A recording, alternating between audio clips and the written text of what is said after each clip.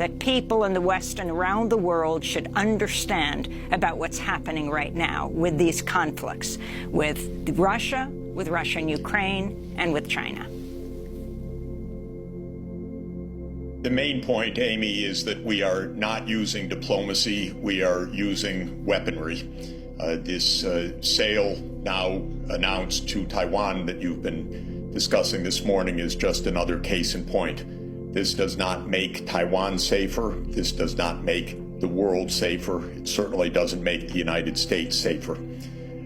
This goes back a long way. I think it's useful to start 30 years ago. The Soviet Union ended, and some American leaders got it into their head that there was now what they called the unipolar world, that the U.S. was the sole superpower and we could run the show. The results have been disastrous. We have had now 3 decades of militarization of American foreign policy. A new database that Tufts is maintaining has just shown that there have been more than 100 military interventions by the United States since 1991. It's really unbelievable. And I have seen in my own experience over the last 30 years, working extensively in Russia, in Central Europe, in China, and in other parts of the world, how the U.S. approach is a military first and often a military only approach. We arm who we want. We call for NATO enlargement no matter what other countries say may be harmful to their security interests. We brush aside anyone else's security interests, and when they complain, we ship more armaments to our allies in that region. We go to war when we want, where we want, whether it was Afghanistan or Iraq or the covert war against Assad in Syria, which is even today not properly understood by the American people, or the war in Libya. And we say, we're peace-loving. What's wrong with Russia and China? They are so warlike. They're out to undermine the world. And we end up in terrible confrontations. The war in Ukraine, just to finish the introductory view, could have been avoided and should have been avoided through diplomacy.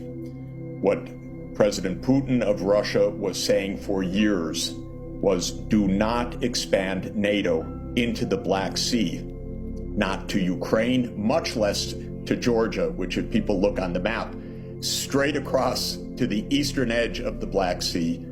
Russia said, this will surround us, this will jeopardize our security, let us have diplomacy. The United States rejected all diplomacy. I tried to contact the White House at the end of 2021. In fact, I did contact the White House and said, there will be war unless the U.S. enters diplomatic talks with President Putin over this question of NATO enlargement. I was told the U.S. will never do that. That is off the table. And it was off the table.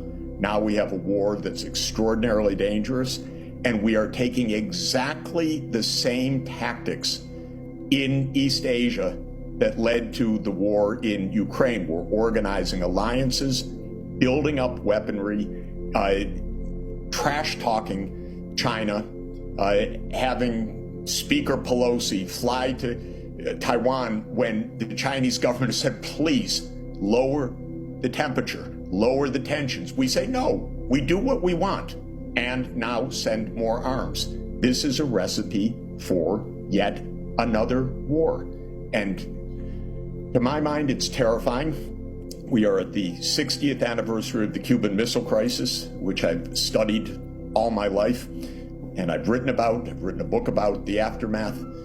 We are driving to the precipice, and we are filled with our enthusiasm as we do so, and it's just unaccountably dangerous and wrong-headed, the whole approach of U.S. foreign policy, and it's bipartisan.